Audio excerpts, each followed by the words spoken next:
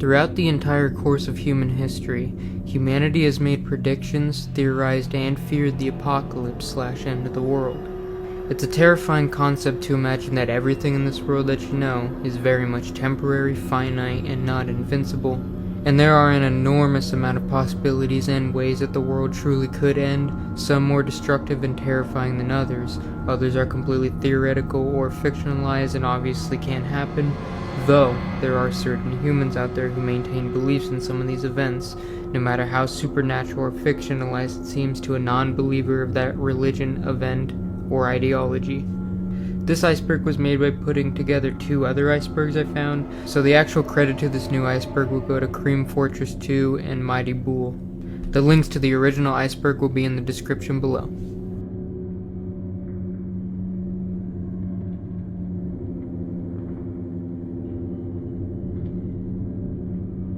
While agriculture and deforestation were activities even our ancestors from thousands of years ago engaged in, with the turn of the 17th century and in the mid-18th century, we have slowly over the course of a little under 300 years begun impacting the Earth's environment greatly. And as we entered the 21st century, it has been estimated that we may only have a few more decades of impact to the environment before it becomes irreversible. Come to the Industrial Revolution, we began a major turning point in human impact on the climate on a global scale when we started emitting significant amounts of greenhouse gases, particularly from fossil fuel combustion, into the atmosphere. And since then, our actions then and going forward can affect us greatly. This can come in a variety of ways, including extreme famine, extreme weather, disease, global warming, and any other form of extreme and drastic change to the climate. The reduction of global socioeconomic complexity and overall death of human civilization is a very real possibility when it comes to climate change. And as of now, global warming is on an extreme rise due to human activities, and as stated, this is mainly due to the emissions of certain chemicals in the atmosphere, such as carbon emissions, that are severely affecting the global climate in a variety of ways, including strange and extreme weather patterns, which is generally accepted by the scientific community to be occurring already.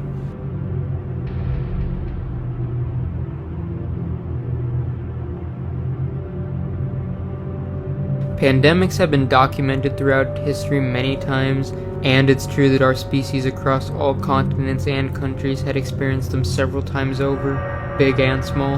However, no disease has ever actually been able to kill off most of or the entirety of humanity. Obviously, we're still here, so no disease has ever been able to effectively destroy humanity. I'm sure most of you watching this video remember a huge global pandemic recently, the COVID-19 pandemic, which was the most recent pandemic crisis which killed at least 7 million people between 2020 and 2025. However, the worst pandemic in history is generally accepted to be the bubonic plague outbreak in Europe during the mid-14th century, which killed an estimated 75 to 200 million people and brought the global population down by at least 100 million between 1348 and 1400. Now, in terms of modern population standards, the bubonic plague's death toll would have been around 0.9% of the global population today and 20% of the global population back then. So, imagining the same percentage of people were killed in the COVID-19 pandemic, that would have killed 1.6 billion people worldwide, which would have been the absolute worst pandemic and a truly apocalyptic one. That's to put into perspective the fear and uncertainty felt in Europe during that time, but imagining this in modern standards, a pandemic that scale would definitely set humanity back a long time. Even if the other 7 billion people survive, this would be a catastrophe of greater proportions than we've ever dealt with in modern society, and a global pandemic is one of the most likely ways for an apocalypse to occur.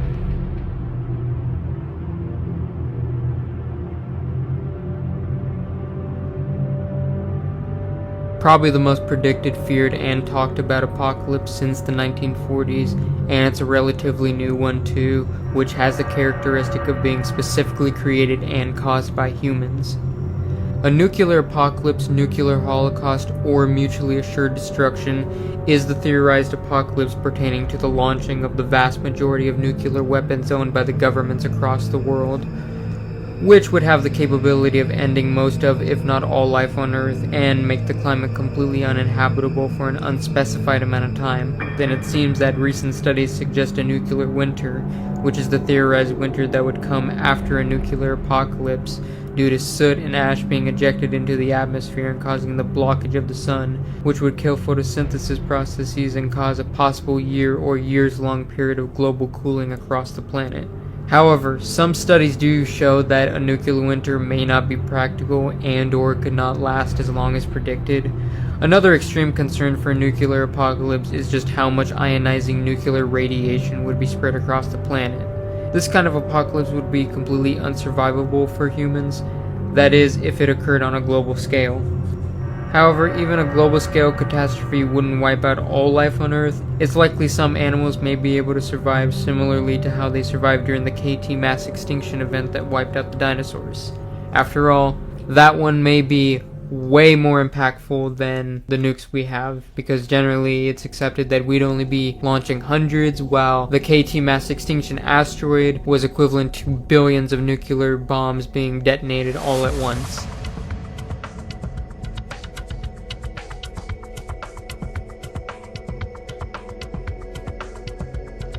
An overpopulation scenario is essentially when the extreme overpopulation of humans causes a shortage of resources along with an economic and environmental disaster which causes a collapse of a society.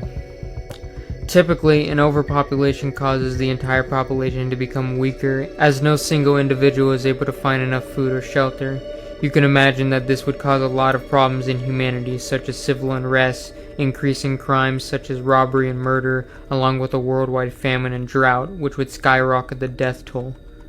Earth's resources are finite, and it's expected that a resource crisis will indeed occur if the current rate of consumption patterns and resource extraction continues, which could be a serious problem come the mid to late 21st century, around 2060 to 2100, which is unfortunately in mine and a lot of people's lifetime. However, with developments such as renewable energy, avoiding the use of single-use plastic, modernized jobs that exist online which reduces the amount of driving and gasoline depleted, substantial agricultural practices such as using fewer chemicals and integrating biological pest control and natural fertilizers, and lab-grown food has paved the way for a potential solution and or prolonged supply of the resources on Earth. We also have just recently begun to focus more on space exploration and colonization of different planets, which could reduce the number of humans on Earth significantly and be another route to a solution to a resource and overpopulation crisis.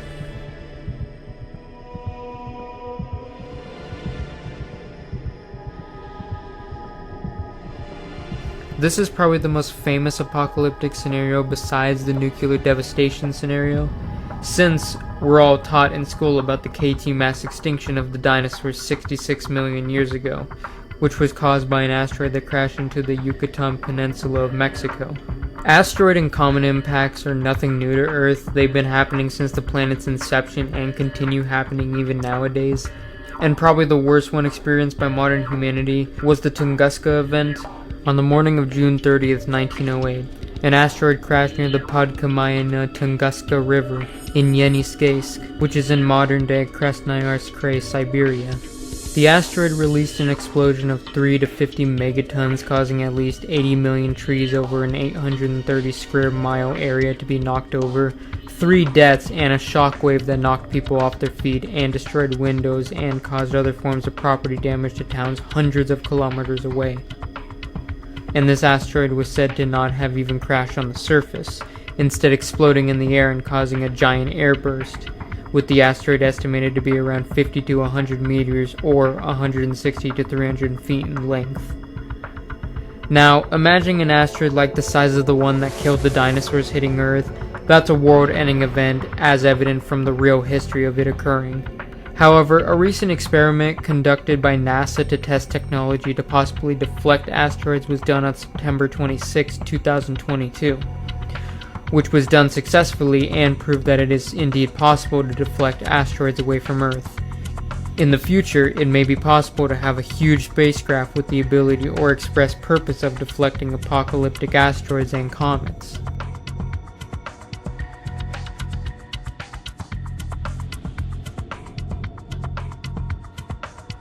Hundreds of books, movies, TV shows, and video games have been made about a scenario such as this. It's hard to actually give proper information about what an alien invasion could look like, as there's a million different possibilities and probably millions of more we can't comprehend. However, I do sort of doubt an alien civilization would realistically waste time and resources to come to Earth. As with the development of astronomy, it's been made pretty clear to us that the resources on Earth are not at all unique or rare, and in fact, remain entirely abundant across the universe. The most likely scenario is something similar to the dark forest theory, where it's self-preservation and a better safe than sorry mindset of no other civilization should be allowed to get to the technological advancement that I'm at, in fear of that civilization being able to destroy mine or take control of mine.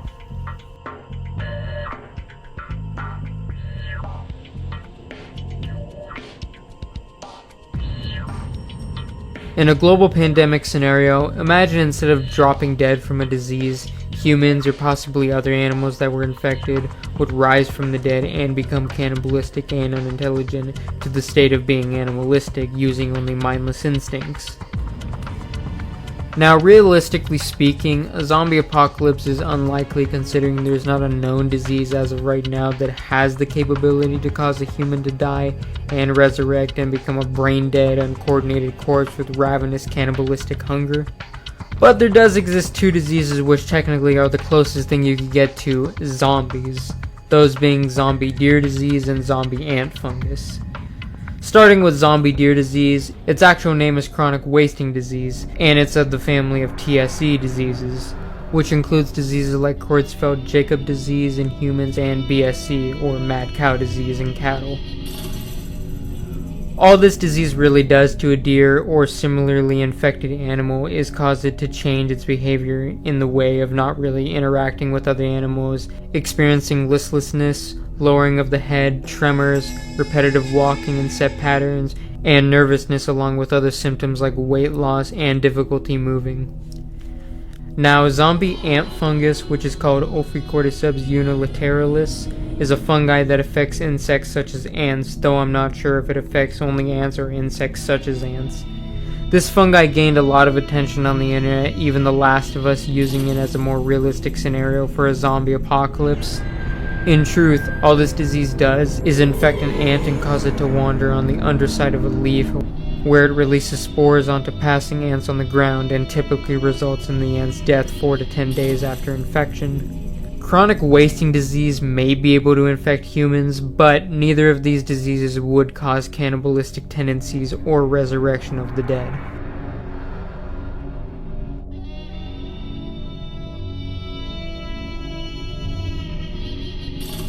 Y2K was essentially a failed doomsday prediction which was supposed to occur on January 1st, 2000. The prediction came pretty much from a misconception because back in the early days of computers, computing memory was largely expensive and thus certain shortcuts were often made to lower the memory held on a computer.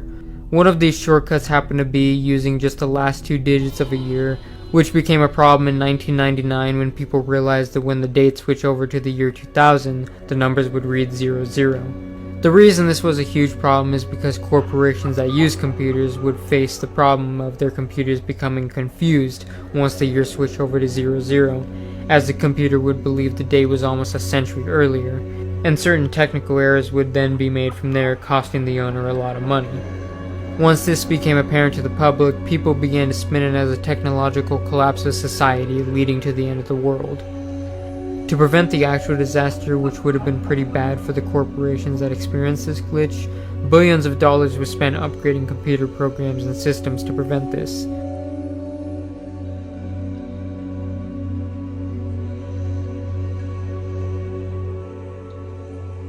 World War III has been a long-time fear ever since directly after World War II, and it's a predicted apocalypse to occur at some point in the future, though it is uncertain exactly when, as many people have a different opinion on when it will occur, if it will occur, and what it will look like. A general prediction is that a war of this magnitude would be the end of civilization, as even Einstein made a famous quote, "I know not with what weapons World War III will be fought, but World War IV will be fought with sticks and stones." Most predictions include the use of nuclear weapons, which is a high probability, though some argue that nuclear weapons would only be used as a last-ditch effort by a country, and that casualties would be from the advanced modern weaponry humanity obtains today, such as drones, hypersonic and precision-guided missiles, unmanned aircraft and unmanned underwater vehicles, cyber attacks, and robots. Hundreds of predictions and World War III scenarios have been written about, including the Fallout series, which is a hypothetical World War III scenario between China and the United States, ending in nuclear devastation. This was a huge scare during the Cold War especially, and there have been many historical close calls. Most famously is the story of Stanislav Petrov, who was an engineer of the Soviet Air Defense Force who received a report of American ICBM launches due to a malfunction in the Soviet Nuclear Early Warning System (OCO), but decided to wait for evidence instead of bringing it up to the chain of command, which prevented World War III. The other famous close call was the Cuban Missile Crisis, but there have been a dozen of historical close calls. A modern close call that occurred in recent years was the 2017 to 2018 North Korea crisis, where North Korean Supreme Leader Kim Jong-un and United States President Donald Trump exchanged a variety of nuclear threats to one another. In one instance, the withdrawal of Victor Cha as a pick to be U.S. ambassador to South Korea due to his opposition to launch a limited strike at North Korea made North Korea aware of how close the United States seemed to be to engaging in a full-scale nuclear war with them. However, peace efforts were made in April 2018, and today, tensions are still present but not to the extent of their height in 2017 and early 2018. As of 2025, the biggest conflicts of concern to start World War III is the missile strikes between Iran and Israel, and NATO's involvement in the Russian invasion of Ukraine.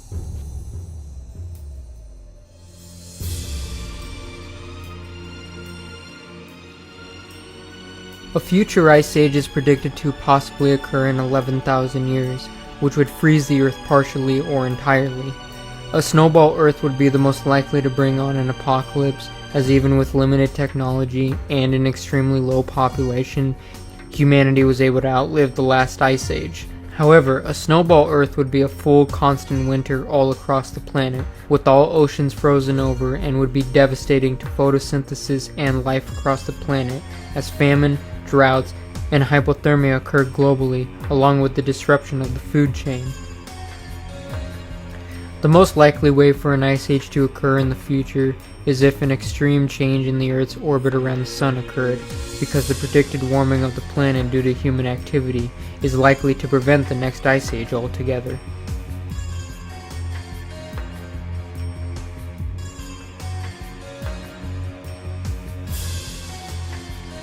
A supervolcano eruption on the magnitude of a volcano like the Yellowstone supervolcano would be pretty devastating to humanity.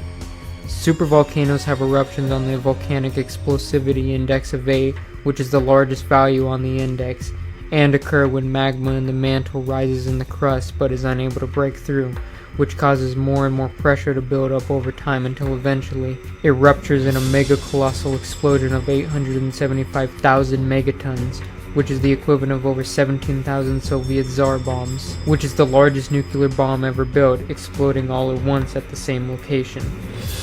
The Earth would shoot magma 100 miles in the air, and ash would cover the skies, as well as a shockwave that would kill millions of people within a 500-mile area of the blast. The after effects of such an event would be devastating as well.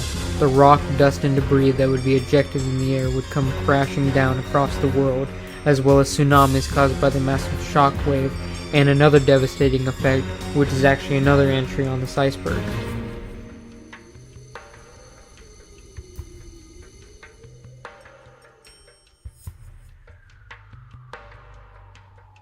A volcanic winter is a reduction in global temperatures because when all that rock and debris is ejected into the atmosphere, droplets of sulfuric acid in the cloud is also ejected, which covers the planet globally with dark skies, which then leads to a period of rapidly decreasing temperatures and snow and ice along with that. All this would lead to a mini ice age and a large percentage of the plant life on Earth dying, causing a widespread famine about a year after the eruption.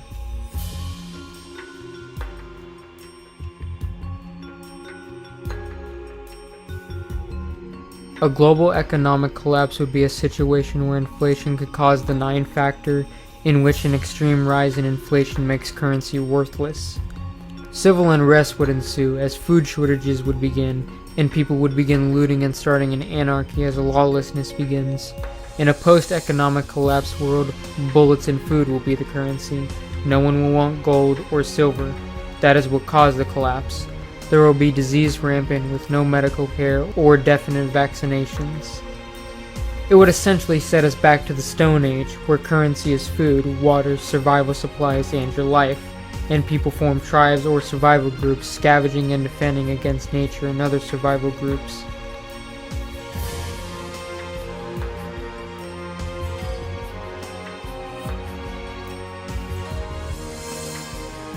If you've seen the movie 2012, then you probably know about this one.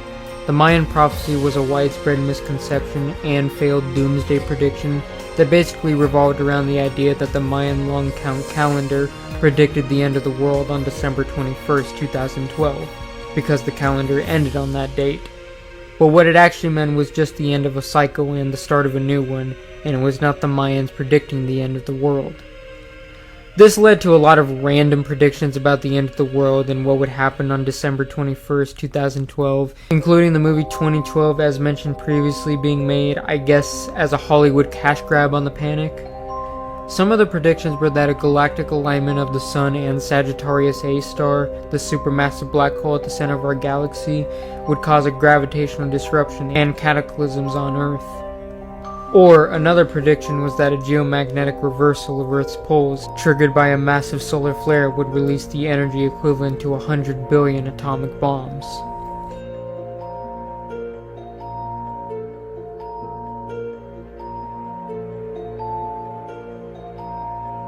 Gamma-ray bursts are the most energetic and powerful class of explosion in the universe, second only to the Big Bang, and produce powerful beams of energy that travel in two directions in space and can travel billions of light years across the universe. Unfortunately, that means that a GRB could potentially hit Earth if close enough and powerful enough, which would be devastating. If a powerful enough one directly hit Earth, it would completely destroy the ozone layer, allowing harmful UV radiation to reach the surface and kill off most of the planet. UV radiation is emitted by the sun, and the atmosphere helps filter it out. A large amount as emitted by the sun could cause intense sunburn, premature skin aging, skin cancer, eye damage, and weaken immune systems. These effects are caused by photochemical reactions in tissues leading to DNA damage, inflammation, and suppression of immune functions.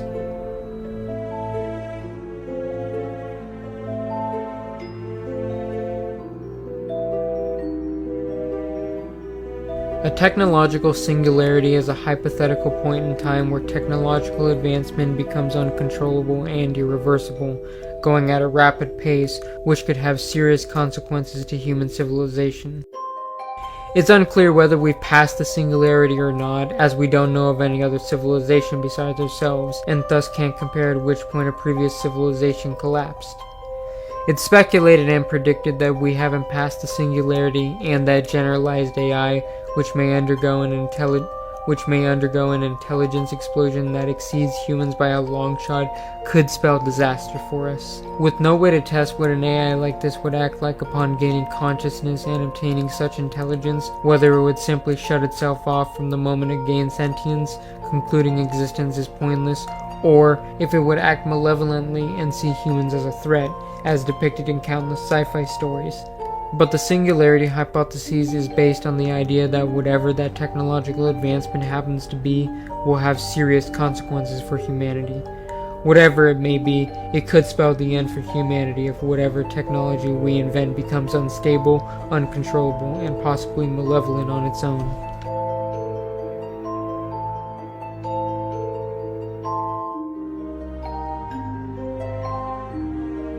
The sun is what gives us life, and it's been there since the birth of the solar system, but it, like anything else, will eventually die.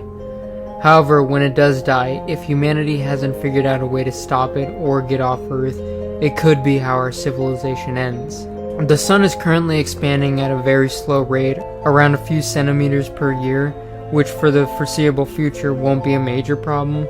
However, for humans in the far future, this could be a huge problem as global temperatures begin to rise gradually and the sun begins boiling all the inner solar system planets. Around 5 to 6 billion years in the future, the sun, which is currently a yellow G-type main sequence star, will have expanded so much that it will transition into its red giant phase, and at this point could potentially engulf the Earth, destroying the world forever. Humans would be dead long before the engulfing occurs, but there have been a proposed few ways that we may be able to save the Earth, and maybe even the sun from its death, or prolong it at least until the sun swallows the Earth whole.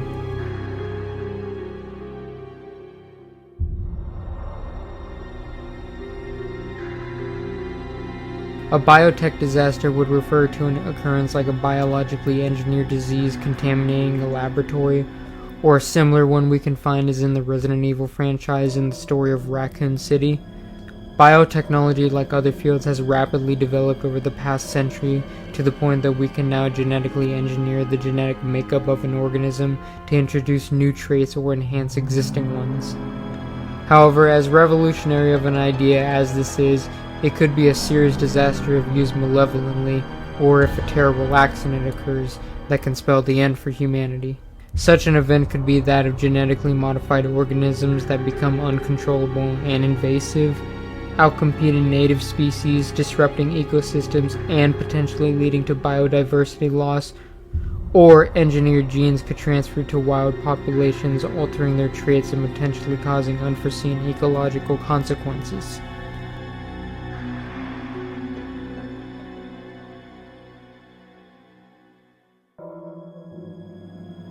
In Christianity, and particularly American evangelicalism, their belief for the end of the world is that it will start with the release of 4 horses of the apocalypse, the divine signs of the coming end times, which are released as part of 4 of 7 seals. That being a white horse representing conquest, deception, and the rise of the Antichrist, a red horse representing war and bloodshed, a black horse representing famine and starvation, and a pale horse representing disease and death. After this tribulation period of widespread suffering, persecution, war, and death, angels will sound off 7 trumpets which bring upon destruction across the earth. The first trumpet is hail and fire mixed with blood that will rain down on the earth. The second trumpet is a mountain-sized object that's thrown from heaven into the sea that destroys 1/3 of all marine life. The third trumpet is an asteroid or comet that crashes into earth and turns 1/3 of the world's waters bitter and contaminated. The fourth trumpet is the darkening of 1/3 of the sun, moon, and stars' light.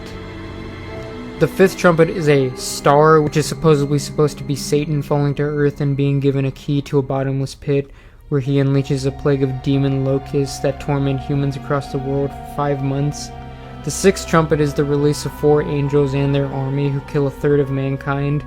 And the final trumpet, from my understanding, is when Jesus returns and he'll rule for 1,000 years before ultimate judgment comes and everyone is resurrected and judged, and those worthy are sent to heaven while those unworthy are sent to hell, and the earth is destroyed from there, marking the beginning of eternal presence with God.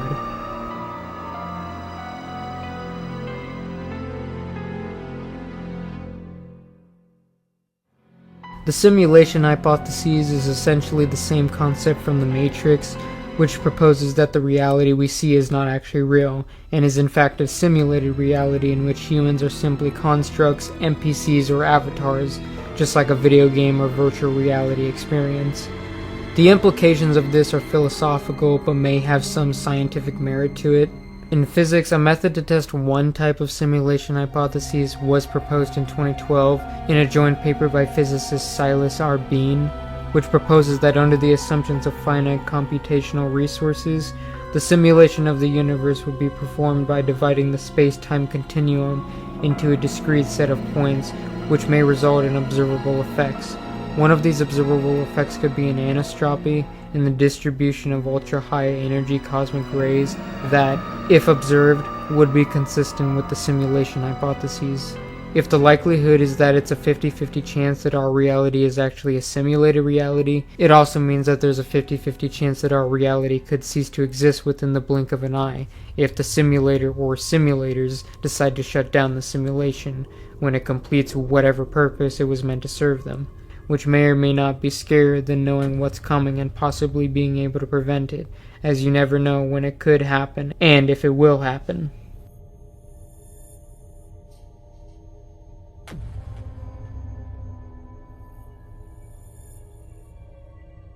The heat death of the universe, also known as the Big Chill or Big Freeze, is a hypothetical and proposed end for the universe which is widely accepted to be the most likely end of the universe. The basic gist of heat death is it involves dark energy and the universe reaching a maximum state of entropy, where all energy is distributed evenly and the universe's temperature reaches absolute zero. Basically, dark energy is a completely unknown phenomena, and all we really know is it dominates the universe in a variety of ways, such as contributing 68% of the total energy in the observable universe and slowing the rate of structure formation. And the biggest and most disturbing phenomenon about it is what drives the acceleration of the expansion of the universe. At the current rate of expansion, the universe is predicted to accelerate in its expansion indefinitely, which is already causing effects we can see in the predicted heat death model. Galaxies are currently moving away from one another, and they will continue to do so until any future civilization living in that area would likely not even know a universe outside their own galaxy even existed, as their observable universe in that future would be complete blackness in all directions.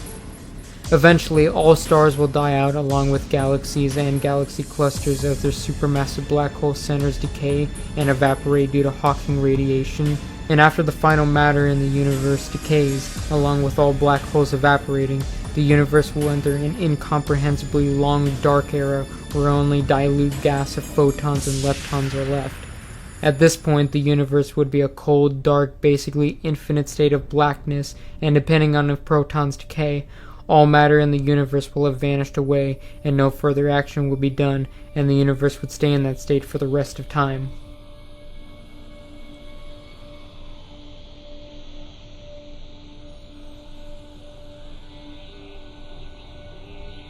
Biological warfare is essentially a previously talked about scenario, a biotechnological disaster, but this one would be due to the use of biological weapons such as weaponized bacteria, viruses, insects, and fungi with the express intent to kill during warfare.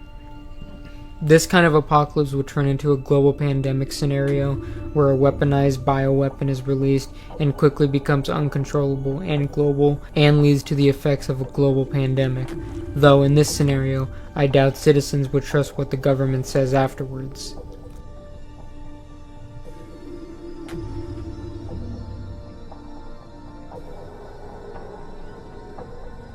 Grey goo is a hypothetical technological apocalypse involving molecular nanotechnology. The idea sums up to this. Imagine humanity invented nanorobots with the capability to self-replicate in a matter of minutes, and could continue to self-replicate to be used for manufacturing and environmental purposes. If such replication either intentionally designed or gained the ability to assume biomass along with all baryonic matter, it could quickly become uncontrollable. And such a rapidly spreading replication system could destroy the Earth in as little as a few weeks or perhaps even a shorter time span. Another way this could occur is if an alien civilization used this technology to destroy another civilization. You wouldn't even need to be present for the destruction.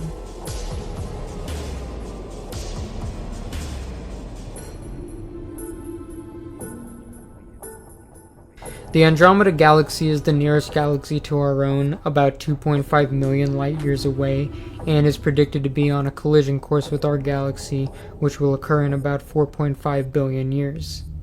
As of right now, it is widely accepted that due to the large scale of space in general, it's unlikely that any of the stars or planets will collide with each other, but it is likely that some of them will be ejected into deep intergalactic space. At this point in Earth's history, it will have either been engulfed by the sun or scorched unless humanity found a way to prolong or stop the sun from dying, or simply protect Earth from its expansion and red giant phase. However, the possibility isn't zero that it, along with our solar system, will be ejected into deep intergalactic space, never able to reach another galaxy due to the expansion of the universe accelerating. Or it may simply collide with another star, if we happen to be one of the few collisions that occur during the merging of the Milky Way and Andromeda.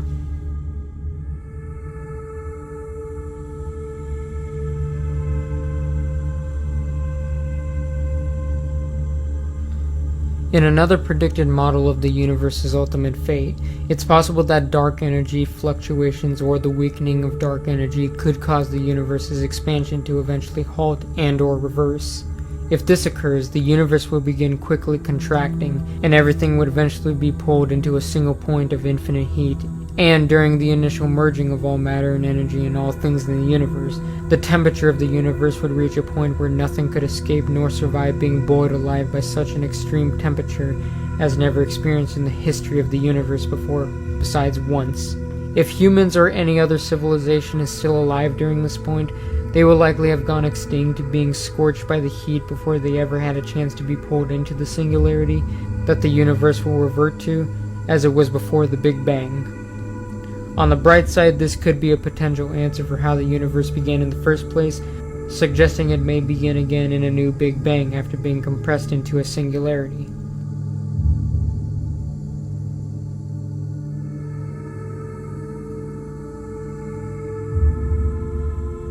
Another terrifying aspect regarding the universe is the existence of black holes.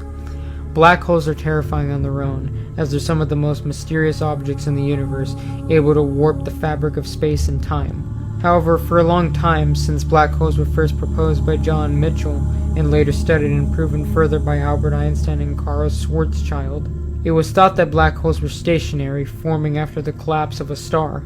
However, upon further research, a conclusion was made and later proven in January of 2022, which was the existence of rogue black holes. Wandering black holes that move through space at incredible speeds and very well could enter a star system at random, destroying everything in its path. If this were to happen to our solar system, there is absolutely nothing we would be able to do. An especially scary scenario is if a supermassive black hole entered our solar system. In that case, we would most likely live through the experience of passing the event horizon and discovering what truly happens in a black hole. And if scientists are correct, it's likely we would be ripped apart by the extreme gravitational pull of the singularity before we ever found out what happens after crossing the singularity, because at that point, it seems the laws of physics as we know them break down.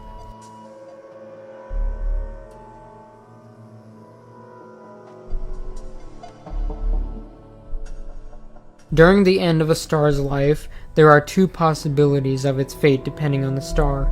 Either a rise in temperature which triggers a runaway nuclear fusion effect, or a gravitational collapse of a star's core, which will cause it to explode in a bright and colorful explosion called a supernova.